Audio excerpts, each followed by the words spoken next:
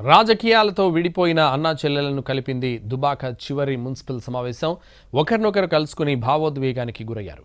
గత మున్సిపల్ ఎన్నికల్లో 2-3 వార్డులలో స్వతంత్ర అభ్యర్థిగా అన్న మల్లారెడ్డి బీఆర్ఎస్ నుంచి చెల్లెలు దేవలక్ష్మి గెలిచారు. పక్కపక్కనే ఇద్దరి వార్డులు ఉండడంతో అభివృద్ధి విషయంలో ఇద్దరి మధ్య వైరం మొదలైంది. ఇద్దరి మధ్య పచ్చగడ్డి వేస్తే భగ్గుమనే స్థాయికి చేరింది రాజకీయం. ఇలా అన్నా చెల్లెలు ఇద్దరు దూరమయ్యారు. చివరి మున్సిపల్ సమావేశంలో అన్నా చెల్లెలను కలిపారు తోటి కౌన్సిలర్. ఆత్మీయ ఆలింగనం చేసుకుని ఇద్దరు కన్నీటి పర్యంతమవడంతో కంటతడి పెట్టుకున్నారు తోటి కౌన్సిలర్.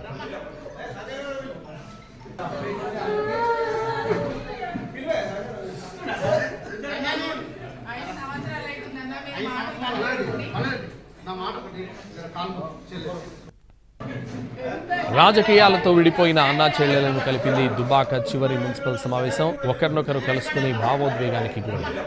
గత మున్సిపల్ ఎన్నికల్లో 2-3 వార్డులతో స్వతంత్ర అభ్యర్థిగా అన్న మల్లారెడ్డి బీఆర్ఎస్ నుంచి చెల్లెలు దేవలక్ష్మి గెలిచారు. పక్కపక్కనే ఇద్దరి వార్డులు ఉండడంతో అభివృద్ధి విషయంలో ఇద్దరి మధ్య వైరం మొదలైంది. ఇద్దరి మధ్య పచ్చగడ్డి వేస్తే భగ్గుమనే స్థాయికి చేరింది రాజకీయం. ఇలా అన్నా చెల్లెలిద్దరూ దూరమయ్యారు.